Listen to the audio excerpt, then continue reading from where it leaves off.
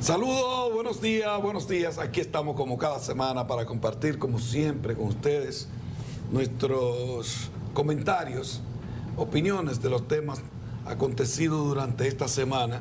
Muchos hechos lamentables y, bueno, informaciones de mucha importancia que la estaremos compartiendo con ustedes. Una semana bastante interesante también porque se cumplieron los 100 años de la canonización de nuestra Tatica, nuestra Virgen de la Altagracia.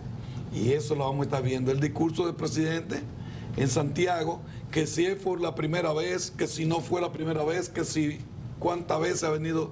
Bueno, eso fue parte de las discusiones que se dieron en los grupos, que si era por primera vez o no, que venía un presidente de la República a Santiago un 16 de agosto.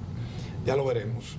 Y la respuesta que da, en este caso, por lo menos la fuerza del pueblo, con relación al discurso, a los planteamientos del presidente y otros temas que son de mucha importancia. El sepelio del hijo del diputado Zapata de Dajabón, también aquí en Santiago, un hecho muy lamentable, la muerte de una compañera periodista entrañable que nos ha consternado. Del hijo. El hijo, sí. El hijo de la periodista, 16 añitos solamente. Vamos a ver todo eso aquí en este programa. El saludo para Andrés Jorge Villini, que está aquí conmigo como siempre. Buen día, Ramón. Muy buenos días. Muy buen día. Dichoso y contento de estar aquí, dándole las gracias a Dios por la oportunidad que nos da de ver la luz de un nuevo día y, por supuesto, de estar en este espacio para llegar a los hogares de todos aquellos televidentes que nos siguen en este su espacio que acontece. Como siempre, y como bien usted decía, una determinada cantidad de temas de interés. Claro, nosotros solamente hacemos una selección de aquellos temas que consideramos más interesantes y que deben ser del conocimiento de nuestros televidentes, porque sería imposible para nosotros poder tomar todos los temas ocurridos durante la semana. Por eso siempre decimos los más importantes temas acontecidos. Así que vamos de inmediato a hablar de eso, de ese evento que se hizo en la ciudad de Santo Domingo, precisamente en el Parque Eugenio María de Hostos. Bueno, hubo varios escenarios muy interesantes en un recorrido que se hizo con la Virgen de la Altagracia.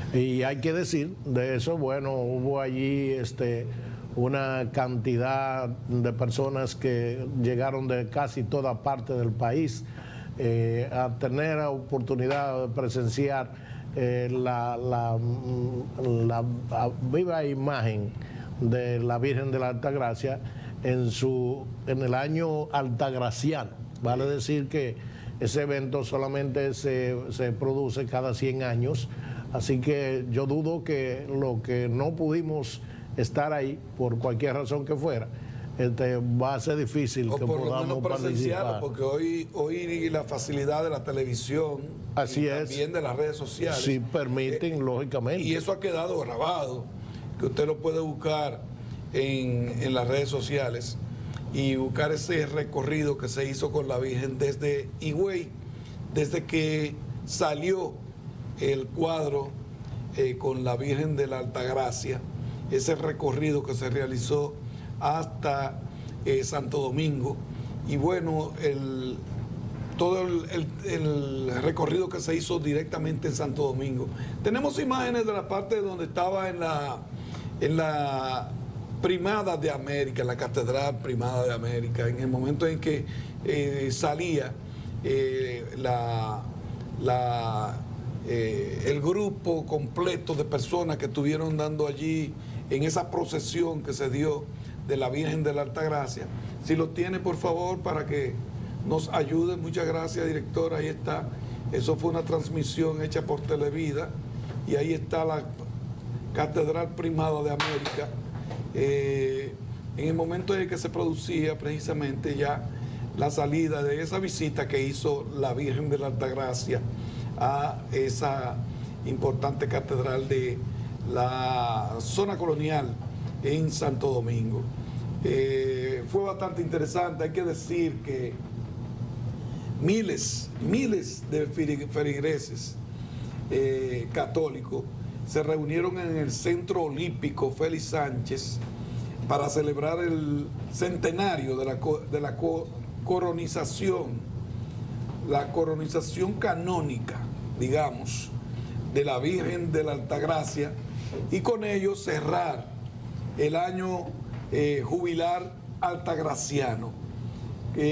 Con música alegre, merengues y bailes típicos, los presentes celebraban la visita de la Virgen de la Altagracia a Santo Domingo, que fue trasladada a la capital dominicana, repito, desde la Basílica de Higüey, en la provincia que lleva el nombre de la advocación mariana. La provincia de la Altagracia. Provincia de la Altagracia, y bueno, de ahí mismo, de la Basílica de Higüey. En el evento se realizaron Eucaristía precedida por el Monseñor Edgar Peña, enviado especial del Papa Francisco, así como también un concierto se realizó. Hubo mucha alegría. Lo que estamos viendo ahí en la catedral específicamente. Luego de Pero toda una noche, ahí, discúlpeme Ramón, ahí no se ve esa cantidad de personas como lo que se aglomeraron. No, porque resulta que el Estadio Olímpico fue abarrotado. El punto era de convocatoria era precisamente el Parque Olímpico. Claro. Pero de toda manera hay que decir que asistieron a pesar del día, porque también hay que decir que eso fue el pasado lunes 15 y resulta que el martes era un día no laborable. Eso hizo que muchas personas que aún queriendo participar tenían la limitación entonces de que estarían, si se puede, perdiendo 2 días de trabajo, lo cual limitó de alguna manera la participación. No obstante a eso, fue una cantidad enorme de personas, como era de esperarse, a un evento que, como dije hace unos minutos, un evento que solamente se ve cada 100 años. El presidente de la República, Luis Abinader, recibió en la Puerta del Conde del delegado del Santo Padre una rosa de oro para la Virgen de la Altagracia, una cortesía del Papa Francisco y todo el Vaticano. Asimismo, el Pabellón de la Patria tuvo lugar un acto patriótico también por esta gira, digamos, que hizo esta visita a Santo Domingo de la Virgen de la Altagracia. Sacerdotes, seminaristas, monjas, novicias, laicos de todas las edades y denominaciones católicas unidos a lo que ha sido denominado Día de Regocijo Popular Municipal. Así fue como se denominó este día, un día de regocijo popular municipal. De manera que así acontecieron las cosas con esa travesía hecha por nuestra Virgen de la Altagracia. No tenemos las imágenes del estadio. Del Centro Olímpico. Del Centro Olímpico no.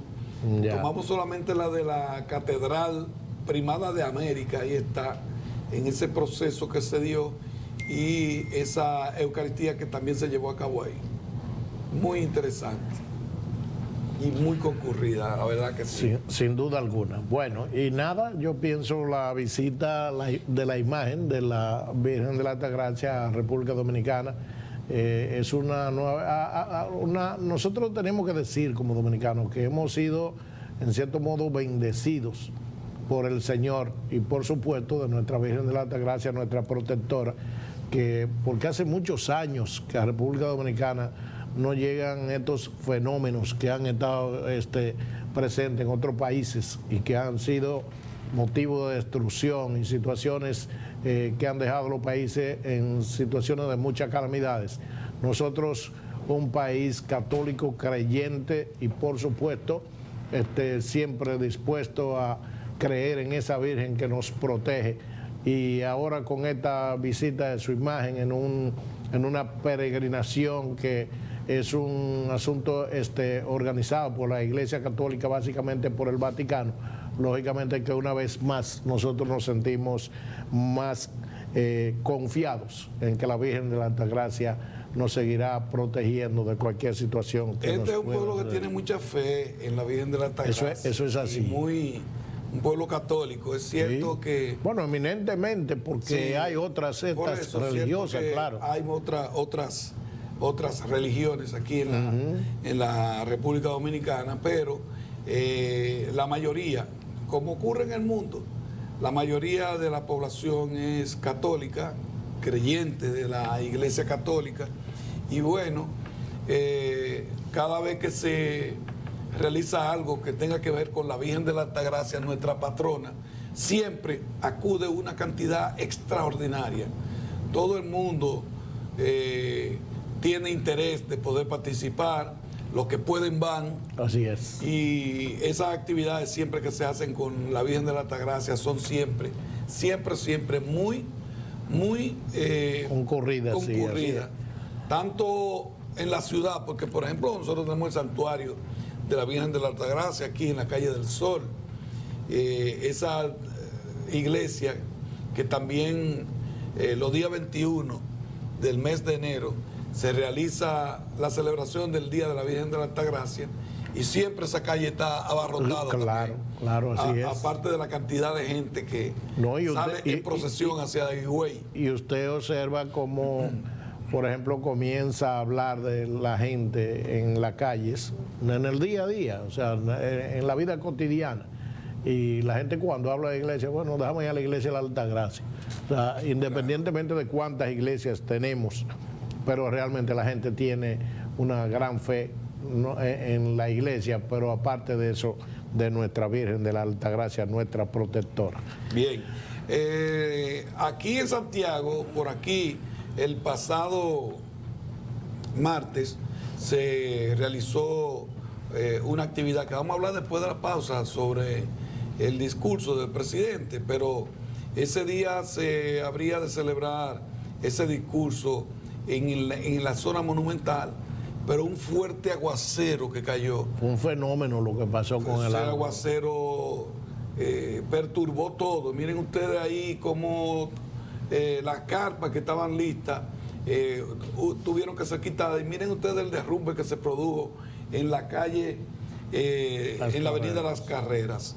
Ese aguacero fue tan fuerte que ocasionó, aunque hay que decir, tanto ese muro que está ahí como el que está en el frente de la otra acera tienen problemas. Yo siempre he dicho, ese muro va cediendo poco a poco.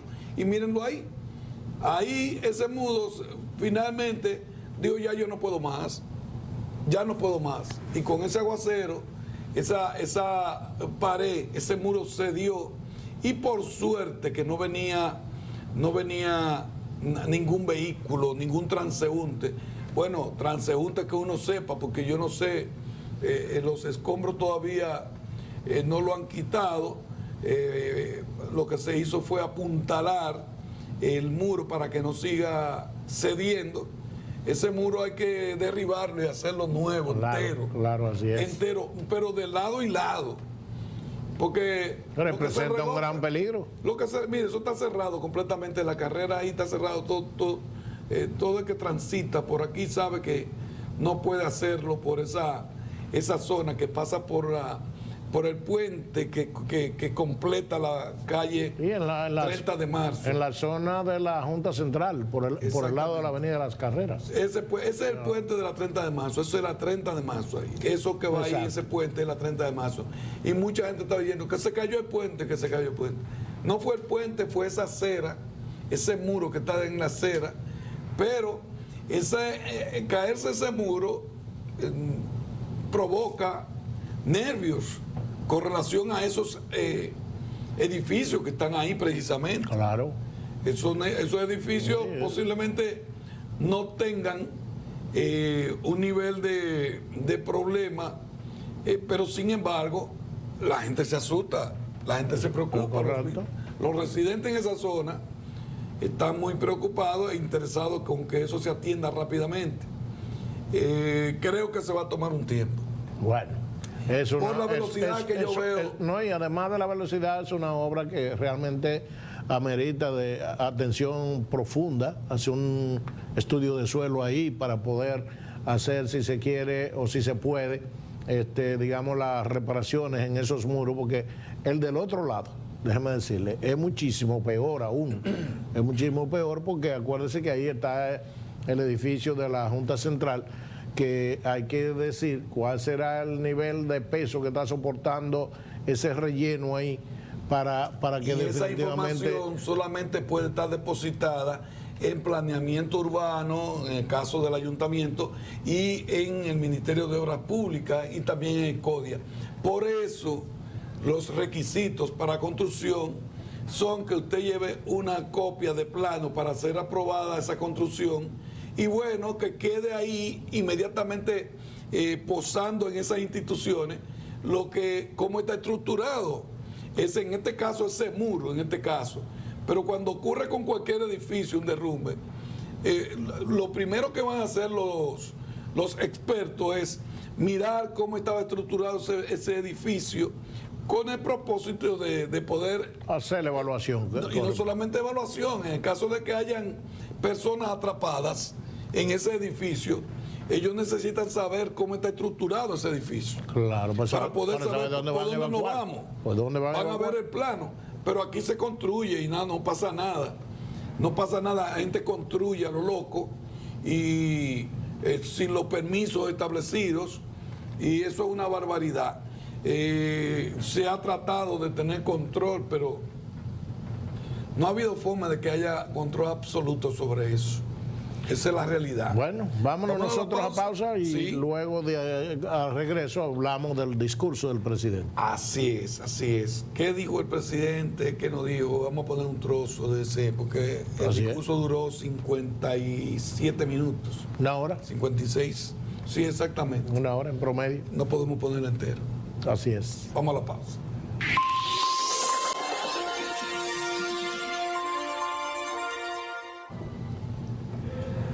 Muy bien, continuamos y el pasado martes 16 de agosto el presidente de la República estuvo por aquí, por Santiago. Primero estuvo en Dajabón haciendo los actos oficiales, digamos, de la celebración de ese importante día, 16 de agosto, día de nuestra restauración de la independencia dominicana. 159 aniversario. 159 aniversario. Los hombres y mujeres que dieron su vida para que la República sea independiente, a recuperar esa independencia que había sido regalada a España por Pedro Santana. Y bueno, esa independencia había que mantenerla. Los hombres y mujeres que batallaron para lograrlo fueron honrados esta semana en la celebración de ese 16 aniversario, y el presidente de la República se trasladó directamente a Dajabón, donde hizo un acto, y posteriormente vino aquí a la ciudad para uno no sabe, porque los 16 de agosto no son rendición de cuentas, pero él mismo dijo una rendición de cuentas. Nos tiene acostumbrados a eso. Hacer una rendición de cuentas y, bueno, rindió cuentas. Y ahí está parte de lo que fue su discurso en el Gran Teatro del Cibao.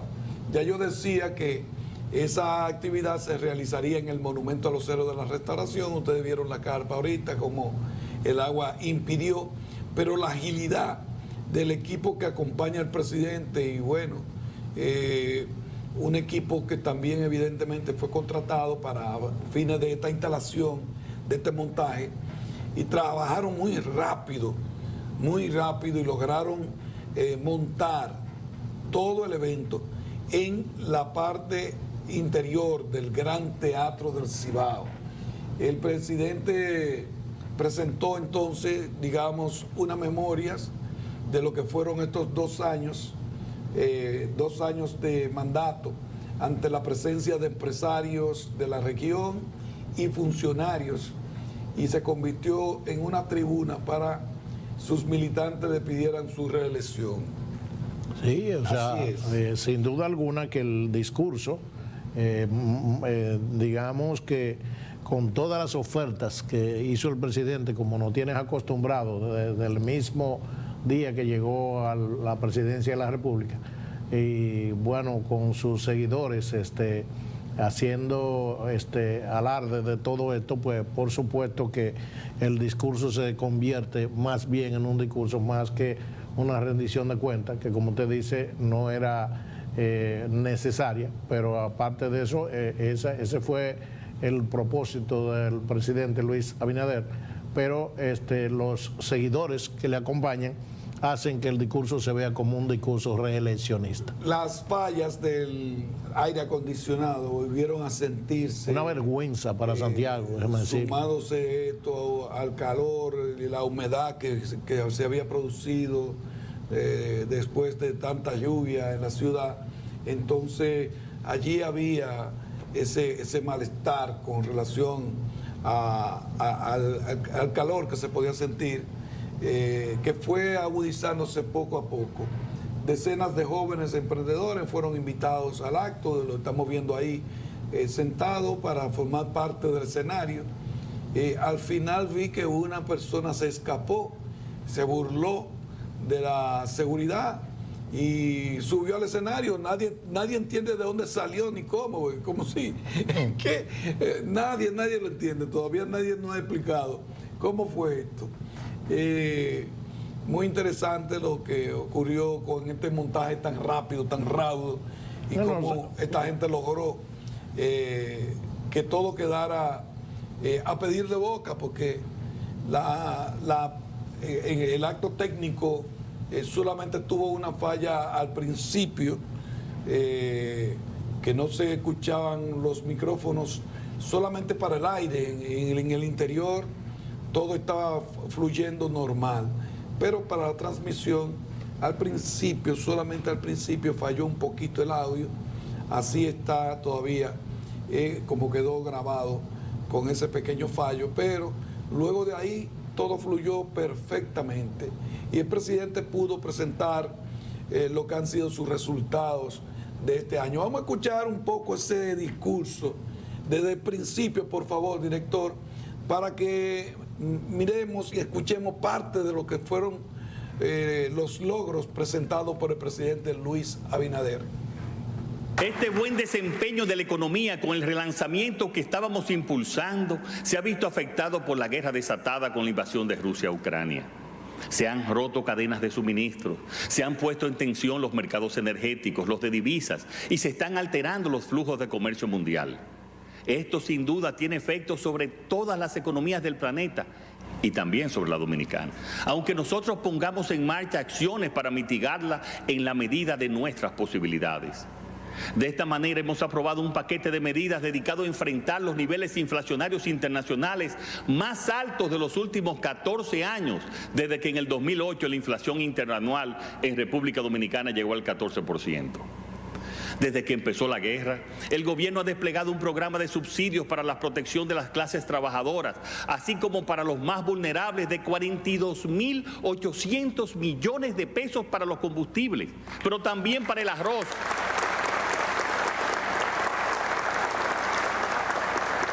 para el trigo y otros productos de la canasta familiar. Con todo ese dinero que hemos invertido en subsidios, se podrían construir 400 kilómetros de carreteras. Nuestro plan nos ha llevado a subsidiar el 100% del alza de los combustibles. De no haberlo hecho, la inflación habría aumentado el 6% anual y hemos apostado decididamente por la producción agropecuaria nacional, subsidiando de forma directa los fertilizantes y otros componentes utilizados en la producción agrícola. En esa misma línea, hemos dispuesto también otras medidas para combatir la inflación y proteger los bolsillos de los dominicanos. Entre ellas está el aumento del subsidio directo al sector transporte para evitar el alza en los precios de los pasajes y el subsidio de hasta un 10% en las importaciones de maíz, trigo, soya o harina y la grasa vegetal, así como la aplicación durante 6 meses del 0% a los aranceles de los productos más importantes de la canasta básica que momentáneamente la producción nacional no puede cubrir. A través del programa Supérate, con una inversión de más de 41.700 millones de pesos, ya vamos a terminar beneficiando a 1.650.000 familias, con el doble de lo que recibían antes de la pandemia. Algo sin precedentes en materia de protección social en nuestro país. Tenemos el nivel de reservas más alto de nuestra historia, con 14.500 millones de dólares.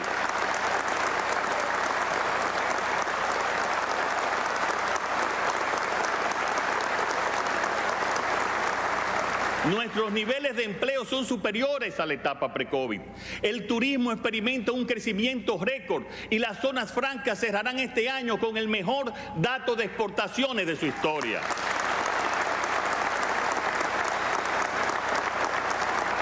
Este gobierno encontró la tasa de cambio a 59 pesos por el dólar y hoy está a 53.8, siendo República Dominicana uno de los pocos países del mundo que ha apreciado su moneda en todo este tiempo. Todo esto hace que hayamos crecido un 5.6% en el primer trimestre del año. Y se espera que la economía dominicana crezca, según datos del Fondo Monetario Internacional y las proyecciones del Banco Central de la República Dominicana para el 2022, entre un 5 y un 5.5%. Hemos otorgado concesiones y contratos para la construcción de instalaciones de electricidad solar fotovoltaica por una capacidad 4 veces mayor que los apenas 162 megavatios encontrados en agosto del 2020. Nos encaminamos a convertirnos en una verdadera potencia regional en términos de capacidad de generación eléctrica moderna y diversificada. Eso es cambio.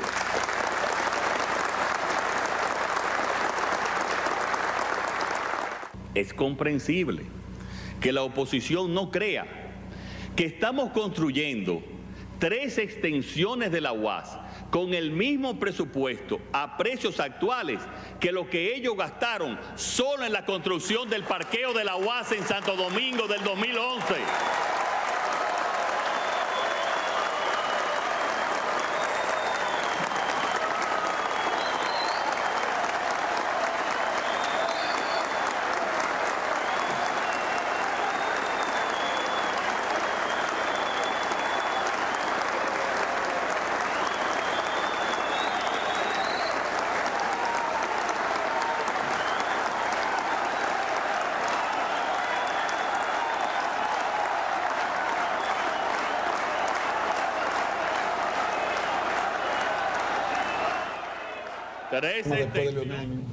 Bueno, ahí está. Ese fue el discurso parte del discurso del presidente. Lamentamos mucho no poder poner más tiempo.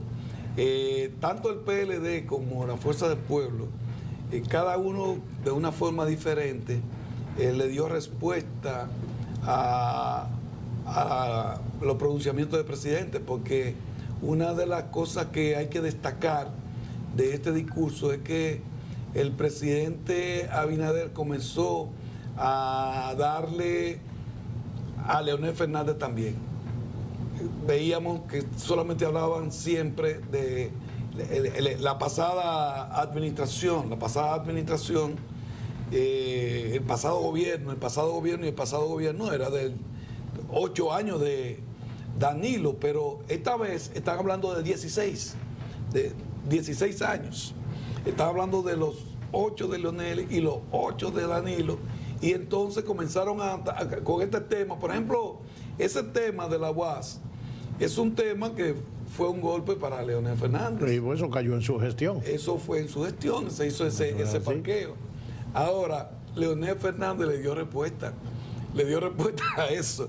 Y bueno, me gustaría que entráramos con esa parte de ver qué dijo la Fuerza del Pueblo específicamente. Yo tengo que decir que no tengo la respuesta del Partido de la Liberación Dominicana, porque buscándola donde yo siempre busco el material, no encontré absolutamente nada. Y lo poco que había era un corte con un sonido muy mal, que no se entendía, y por eso no pude colocarlo, pero lo traeremos. Pude ver que Mariotti sí, con un equipo del comité político, le dieron respuesta al discurso del presidente. Varias cosas muy importantes se destacaron en la respuesta del PLD, pero como uno de los golpes más duros lo recibió la Fuerza del Pueblo, vamos a escuchar. Bueno, Leonel Fernández, de la manera Fuerza particular. del Pueblo, Leonel Fernández, sí. Leonel Fernández. Vamos a escuchar qué dijo Leonel Fernández con su partido, la Fuerza del Pueblo. Adelante, señor director. Que el gobierno ha prometido 223 obras en todo el territorio nacional, con una inversión proyectada de 452.000 millones de pesos. Al 5 de agosto de este año, los gastos solamente en las llamadas construcciones en proceso ascienden a 13.468 millones de pesos, es decir, menos de un 3% del total de las obras prometidas. El gobierno prometió en el Plan Vivienda Familia Feliz 62.000 soluciones habitacionales y para los primeros 2 años 28.000 viviendas. Sin embargo, justamente 2 años después, de las 28.000 viviendas prometidas, solo han entregado 215 viviendas, de las cuales 120 han sido en Los Alcarrizos y 95 en Don Marcelo, provincia de Azua. Eso equivale a menos del 2% de las viviendas anunciadas. La lista de obras públicas prometidas e incumplidas es larga. Algunos de los ejemplos más destacados son el caso de la autopista del Ámbar, Santiago-Puerto Plata, cuya construcción fue ofrecida desde el primer día del gobierno, y luego de reiteradas promesas, el gobierno nos deja en el desconcierto y la perplejidad al anunciar que esta obra no resulta factible.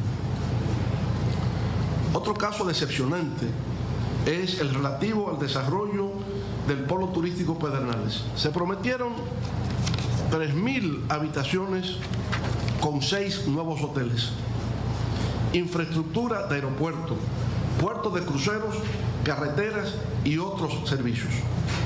2 años después, sin embargo, en Pedernales solo ha habido picazos y anuncios.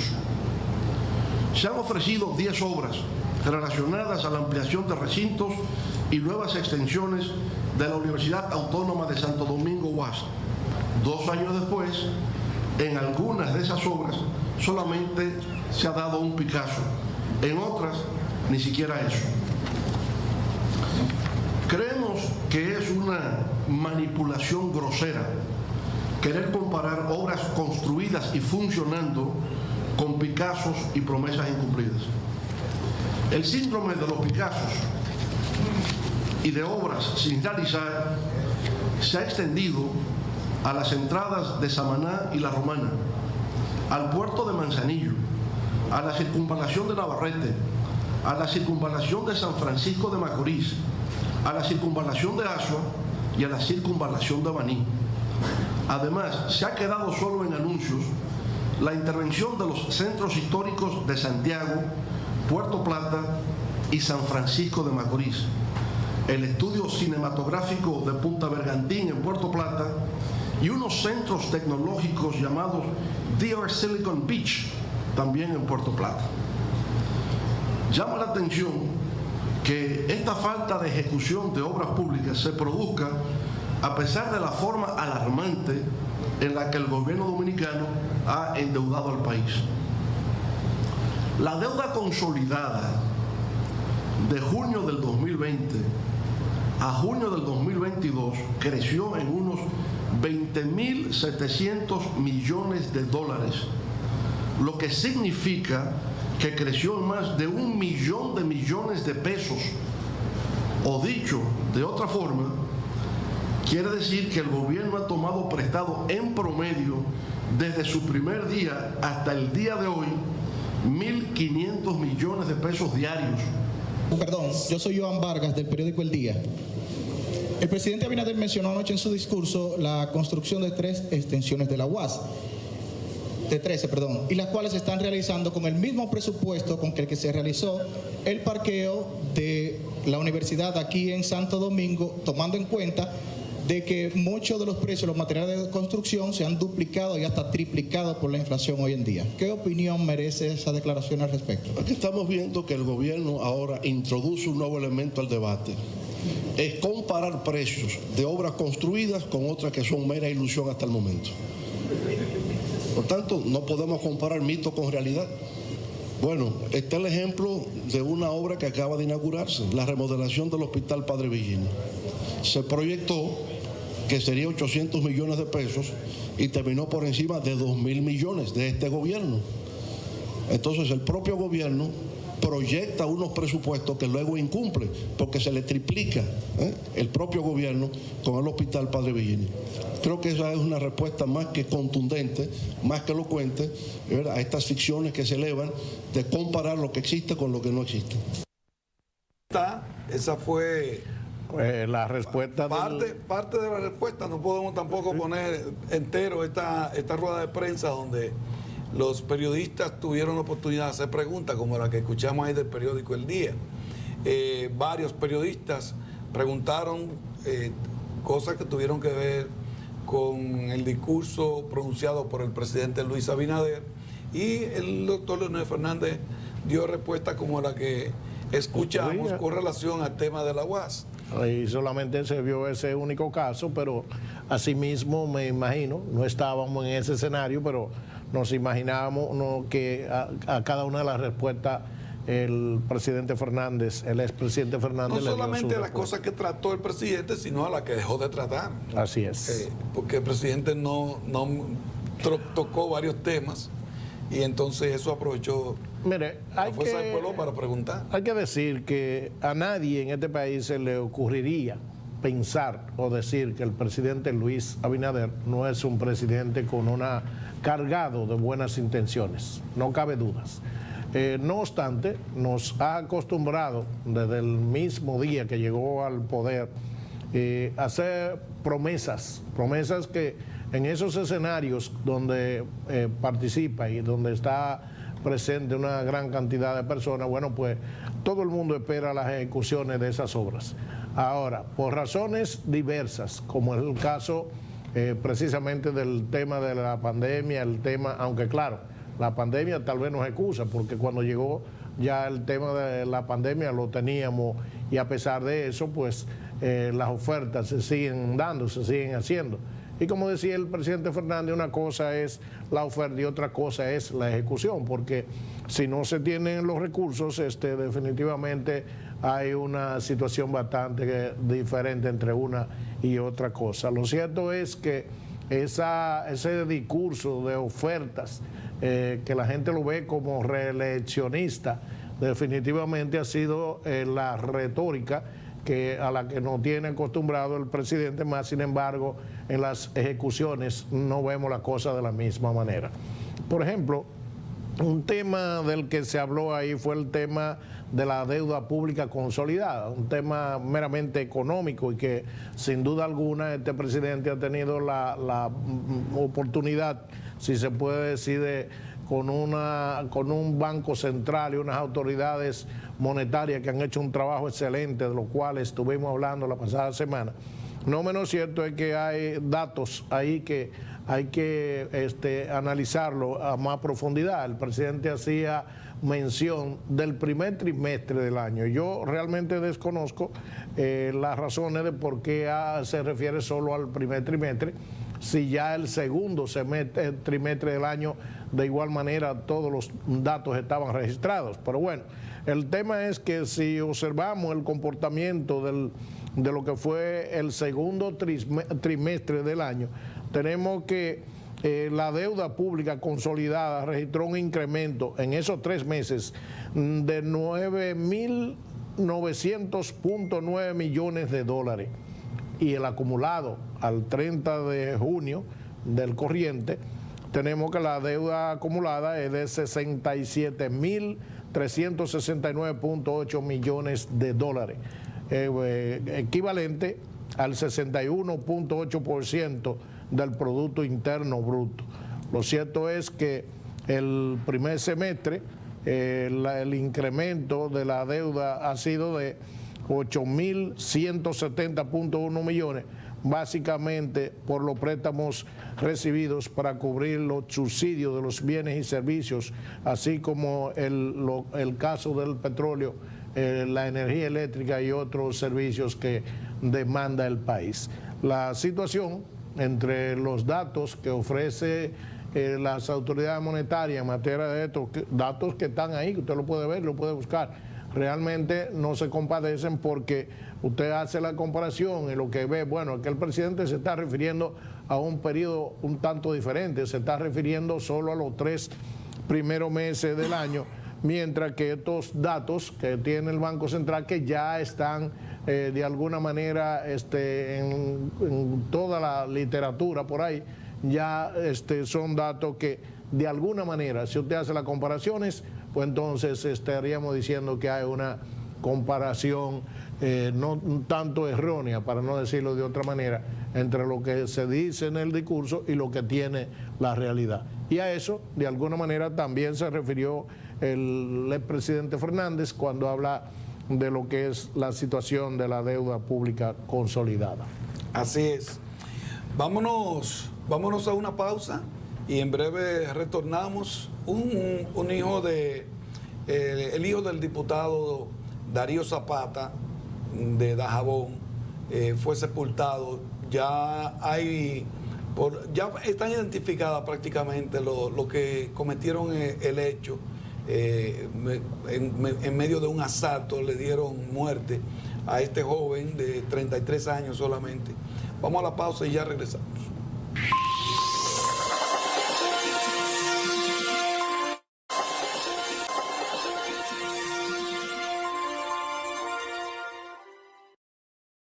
Yo no la vi a María Cristina. Está raro ahí, ¿verdad? Como que me repitieron el bloque. Fue. Sí, María Cristina, que siempre está ahí. Exactamente.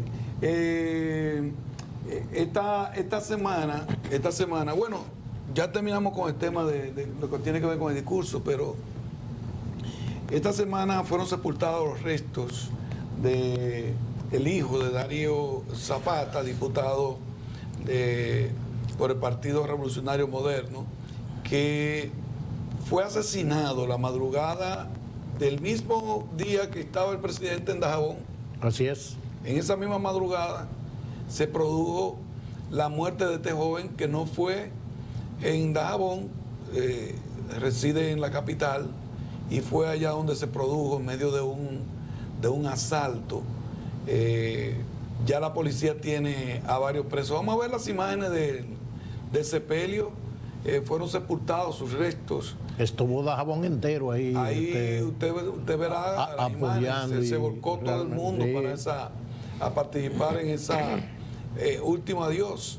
Y usted verá que hay personas incluso de varios partidos que fueron, porque ahí no importa, ¿verdad? Cuando se trata del dolor, cuando se trata de muerte, hemos visto cómo ha ocurrido con otros casos ya a nivel nacional, donde se va a dar el último adiós a personas, porque los políticos en los medios se dicen cosas, dicen uno del otro, pero al final todos son amigos, se conocen, se tratan, se comunican, más de lo que usted se imagina, se comunican. Y entonces, en estos momentos de dolor, en estos momentos de angustia, por lo regular, lo correcto es que se vaya a dar el último adiós. La solidaridad con... A ver si Jeremías me ayuda con las imágenes del sepelio. Yo no sé si que ahí está. Ahí está, ese fue el joven que falleció. Ese fue joven fallecido, sí, asesinado brutalmente por 4 individuos que ya la policía tiene por lo menos a uno. La policía informó la detención de Julio César Iber Jiménez Kendry, de 29 años, como uno de los imputados en la muerte de David de Jesús Zapata Rosa. Ahí veíamos la imagen de Darío y de su hijo, y ahí está el momento del sepelio, el momento del entierro de este joven. Miren ustedes lo que dice Villini, la cantidad de gente que fue a darle el último adiós a este joven asesinado por 4 individuos que asaltaron en medio de un asalto, en medio de expresiones de dolor y consternación. Fueron sepultados el jueves en Dajabón los restos de David de Jesús Zapata Rosa, hijo del diputado por la provincia del oficialista Partido Revolucionario Moderno en Dajabón, Darío Zapata. Diferentes personalidades del mundo político asistieron a los actos fúnebres a expresarle su condolencia al legislador y sus familiares por el homicidio del joven ocurrido, repito, la madrugada del martes en un negocio de comida rápida en el bulevar del kilómetro 8,5 de la avenida Independencia, Distrito Nacional. La Policía Nacional dijo que el crimen ocurrió durante un asalto. Esas son las informaciones que tenemos sobre esto. Muy lamentable. De acuerdo con la policía, la persona que está detenida señaló que también participaron en el hecho un hermano de él, identificado como Keyel, y los otros 2 nombrados Raúl Cristian y un apodado El Flaco y El Feo, quienes son buscados mediante orden de arresto. Ahí está el jovencito, 33 años, falleció. Miren cómo se pierde una vida este joven, que bueno, en esta semana han sucedido varios hechos, no en de la misma manera, pero varios hechos donde personas jóvenes han fallecido como consecuencia de alguna situación, aunque en diferentes modalidades, pero al final del caso, personas que han fallecido. De todas maneras, yo creo que el tema de la delincuencia en el país, que vale decir, tenemos el tema por ahí, lo vamos a desarrollar un poquito más adelante, el tema de la delincuencia, cómo sigue cobrando vida a pesar de los esfuerzos de las autoridades. Pero lo cierto es que casos como este, independientemente del color político al que pueda pertenecer, es una vida dominicana, un muchacho joven con todo un mundo de ilusiones y cosas que pudiera hacer por él, por su familia, por su comunidad y, por qué no, por el país. Pero ahí están los hechos. Aquí en Santiago, también un jovencito ha dejado consternación, sobre todo en el sector periodístico. La periodista Miriam Cruz, que con tanto afán, con tanto amor, venía criando a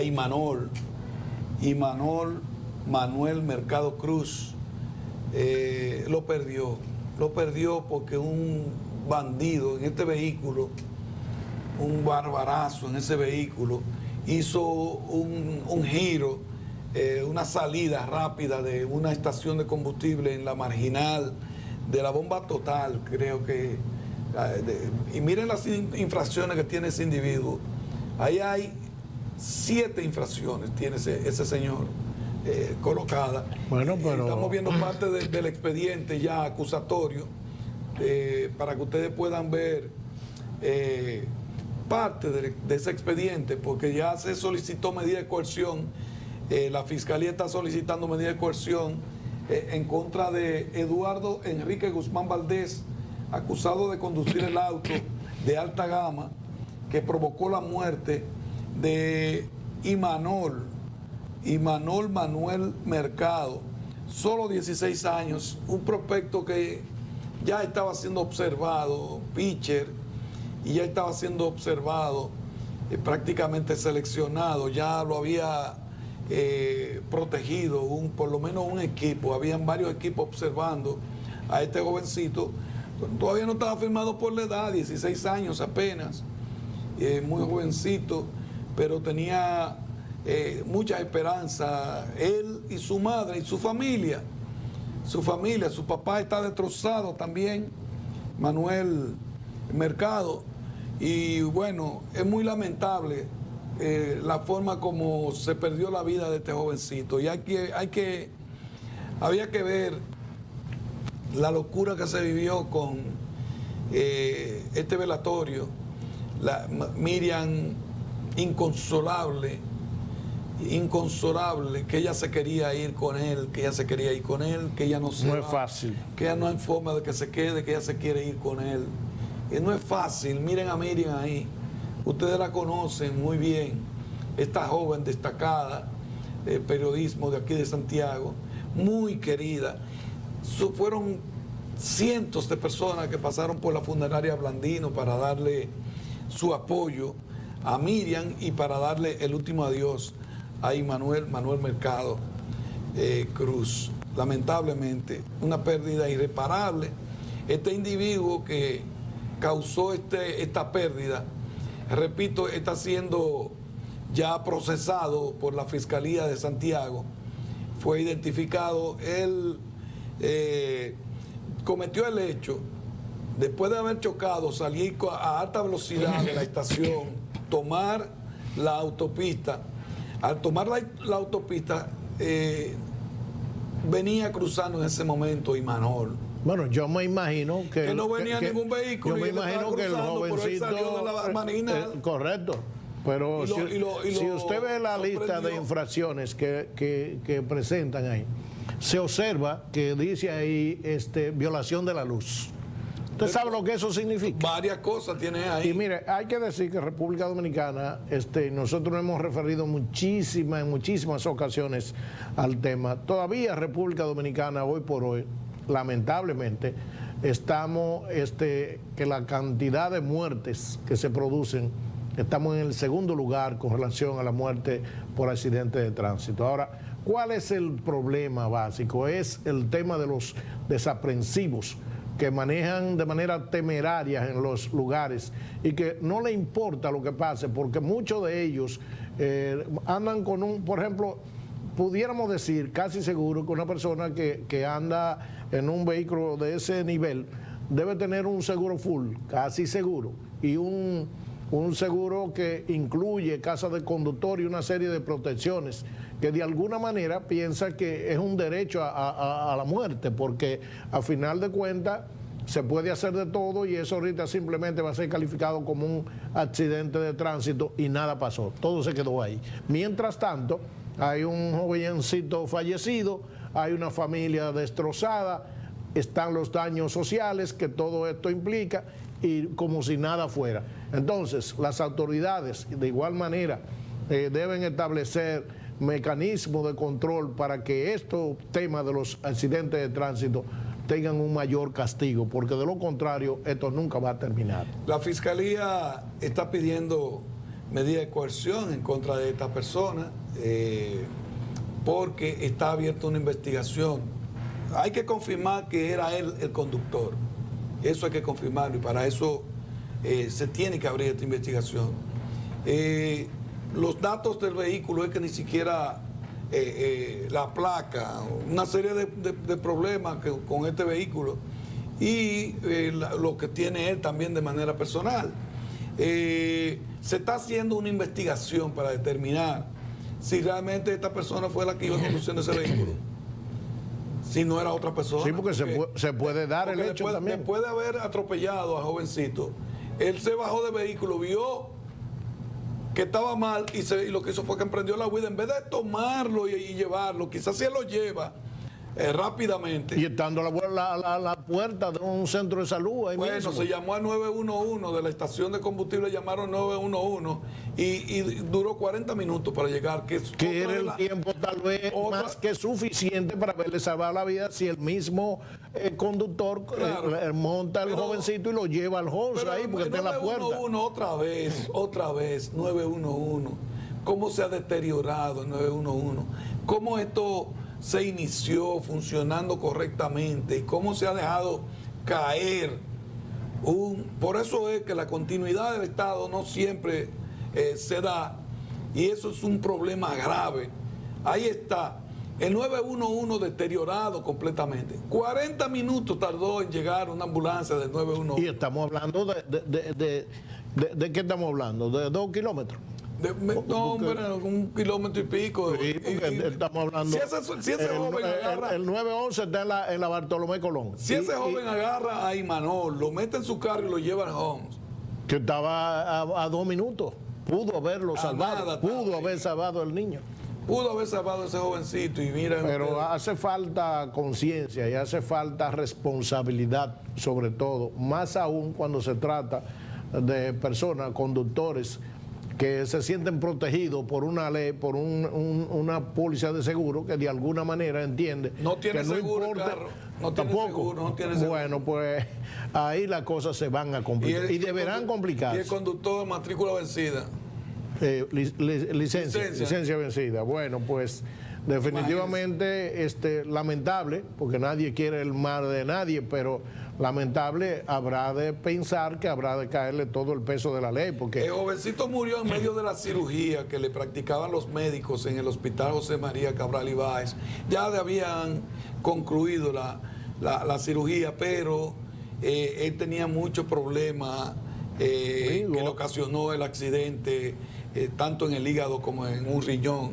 Entonces, luego se produjo un paro que lamentablemente terminó con la vida de Imanol Manuel Mercado Cruz. Muy lamentable, nuestra condolencia.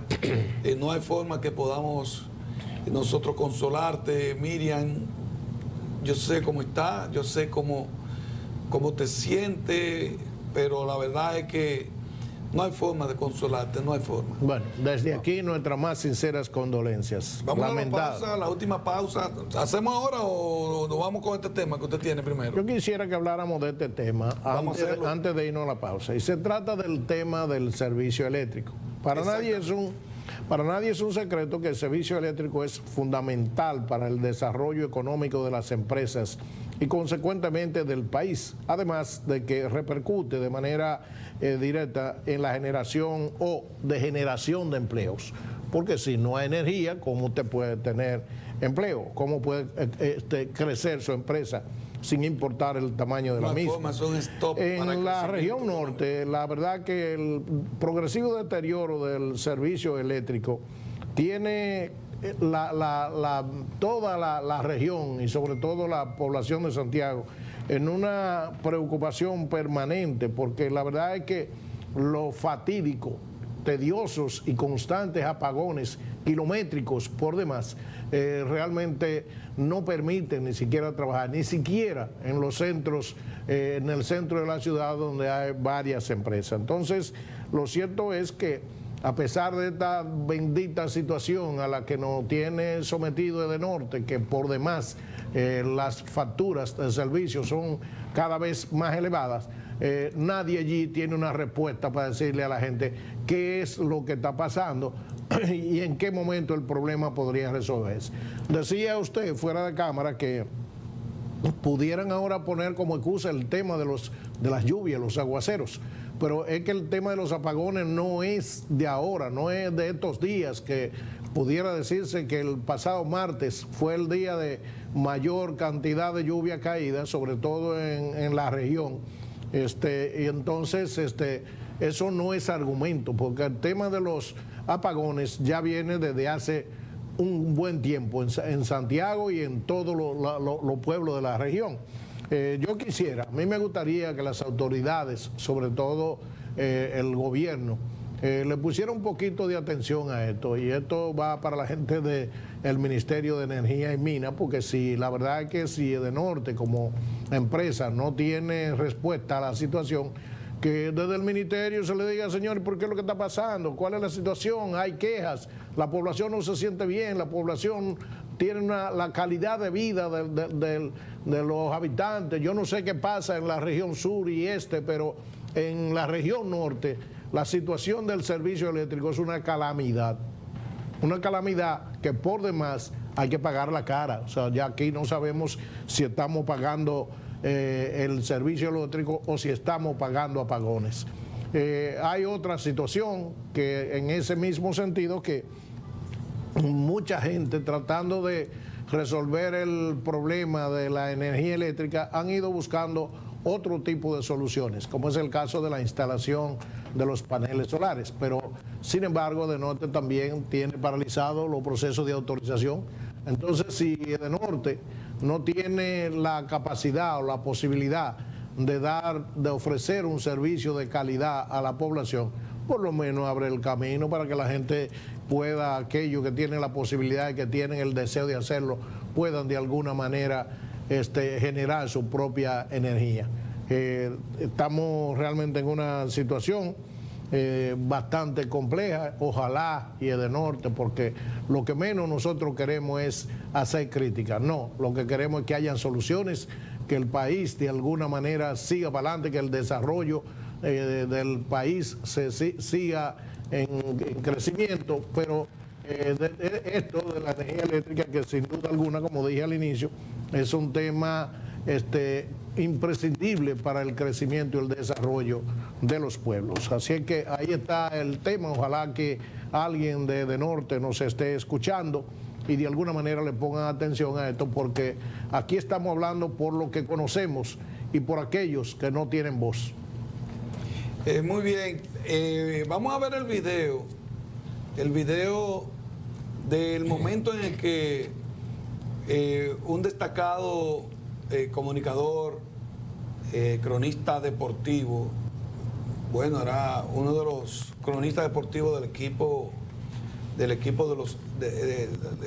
Escogido en Santo Domingo, fue atacado, fue asesinado en un momento en el que corría. Pues se nota claramente que él venía corriendo de algo que había ocurrido en un lugar donde se encontraba con otros compañeros. Estaban supuestamente en un hot dog, y miren el momento ahí donde recibe el primer disparo en el pecho, y entonces luego ese es un disparo de gracia que le da esta persona que lo asesinó. Se trata del vicealmirante Félix Alburquerque Comprés, que se entregó ya a la Procuraduría General de la República luego de que se emitiera una orden de arresto en su contra por la muerte del animador Manuel Duncan. Ahí está tirado en el piso después de haber sido asesinado. Hay un momento en que viene corriendo. Hay varias versiones. Dice el mismo Alburquerque que él estaba comiendo sándwich, se le cayó. Es un parqueo ahí. Sí, es el parqueo del hot dog donde ellos estaban comiendo. Y Félix Alburquerque Comprés dice que a él se le cayó un poco de cachú en la camisa, y él dice que creyó que él se estaba burlando, y por eso se armó un altercado entre ambos, y ese muchacho Duncan supuestamente le entró a golpe. Él tiene incluso la cara golpeada, y después de eso se produjo este hecho. Sí. Vamos a ver el siguiente video, por favor, del vicealmirante, donde él le confiesa a una periodista que lo llamó por videocámara, y él le relata más o menos lo que aconteció. Si usted lo tiene listo, señor director, por favor. Bueno, una galleta, una trompa que me dio. Sí, yo estoy viendo el golpe. Pero ¿tú crees que él te la... Y tú el que yo tengo en el costado, la patada que me dio. O sea, ¿tú piensas que pudo haber sido como que él te reconoció de la DNCD o algo? Yo no sé decirte qué fue. Supuestamente él ni que le cayó cachú en la camisa o en el pichel. Y él me estoy riéndome y él entendió que yo me estaba burlando de él. Tú tienes el lado hinchado. ¿Qué fue una golpeada que me dio? No fue... ¿Tú me entiendes? Claro. Una golpeada que me dio. ¿Y a qué hora tú llegaste ahí? ¿A qué hora tú llegaste allá? Yo estaba cerca de mi casa, me fui a comprar 2 hot dogs, güey, que me dio hambre, punto. ¿Tú me entiendes? Ok, entonces cuando él le cayó de que o sea, Oye, yo estaba en Ferro con Sergio Vargas, yo no Sergio Vargas. Y nos quedamos sentados, parados en una mesa, parados mirando así y hablando y más nada. ¿Tú me entiendes? Cuando ya yo vi, yo, señores, me voy.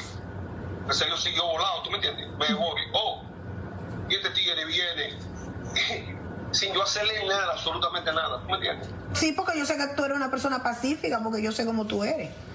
Que yo le estoy diciendo, señor, pero ¿qué le pasa? ¿Y por qué usted me agrede? ¿Tú me entiendes? ¿Tú me entiendes? ¿Y con quién andaba él? O sea, la persona con la que él andaba no intervino. Estaba con varias personas más. Yo no sé cuál de ellos fue que me lo quitó de encima y luego me agarra, porque yo no lo vi. El otro me zarandea, agarrándome como para que el tipo se vaya, ¿tú me entiendes? Ahí porque yo me voy, oh, coño, pero me están dando, me quito. Oye, yo lo que quería, y en realidad yo lo que quería era para acá, ¿me entiendes? Yo lo que quería era ir para mi casa, pero volvieron, entonces ahí perdí la razón, ¿tú me entiendes? Claro. No. Y ese fue pero no fue... Sí, pero, y te veo hinchado, hombre, hay que enfrentar la justicia y estoy punto. Lamento mucho lo de mis hijos, ¿tú me entiendes? Sí, los muchachos, eso me preocupa mucho. ¿Y qué dicen los muchachos? ¿Tú hablaste con ellos? Ahí está, esa es la conversación que él sostuvo con la periodista de este programa, Luz y Sombra, que muchos de ustedes conocen. En las redes sociales ella también tiene su programa. Y ese es el momento, repito, en que se produjo el hecho. Él supuestamente golpeó fuertemente y él dice que le quitaron de encima, pues dándole golpe a Duncan. En este caso... Él se ve golpeado. Exactamente. Manuel Duncan fue la víctima y este es el video en el que muestra el momento en el que el comunicador se esconde a fin de sorprender. Decían que era para sorprenderlo, pero él estaba corriendo realmente a esta persona que cuando se pudo separar corrió a su vehículo a buscar un arma y entonces ahí es donde lo encuentra. Lamentablemente no se pudo defender lo suficiente como para evitar, y ese tiro de gracia que él le da ahí, lo vamos a ver nuevamente, ese tiro de gracia es lo que más perjudica a este hombre. Sí, porque ya... Porque pudo haber dicho, se me zafó el tiro, hablando con él se zafó el tiro, pero ese tiro de gracia no. No, ya Ese tiro de gracia, está más que ese clara. tiro de gracia no, ese tiro de gracia lo sepulta en la cárcel para siempre. ¿Quién sabe? Bueno. Porque ahí la intención de asesinarlo está clara. Es verdad que ahí en el momento del forcejeo pudo haberse dicho él, no, yo no quería, yo solamente lo quería amenazar, pero el tiro se me zafó en medio de él, me atacó y se me zafó el tiro. Y entonces ya eso es otra circunstancia. Pero cuando usted, después de haberlo dejado tendido en el piso con un tiro en el pecho, indefenso ya. Absolutamente indefenso. Mira que ese muchacho no tiene ni siquiera un palo en la mano. Nada. Viene. Entonces al final, ese tiro de gracia, ese tiro que él le dio, sin duda que es el mayor agravante que él va a tener que y él enfrentar en la estaba justicia. esperando, ya lo estaba esperando con el arma en la mano. No, él no lo estaba esperando, estaba escondido. Sí, Estaba escondido. El que viene es el que... claro. Pero entonces no lo estaba esperando, lo estaba buscando con el arma. Él lo estaba buscando con el arma en la mano. Así es, eso es. Pero pudo haber dicho, no, hombre, lo quería asustar. Así es. Pero con ese tiro de gracia no hay forma.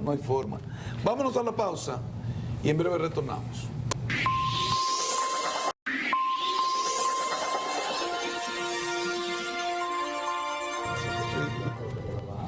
Muy bien.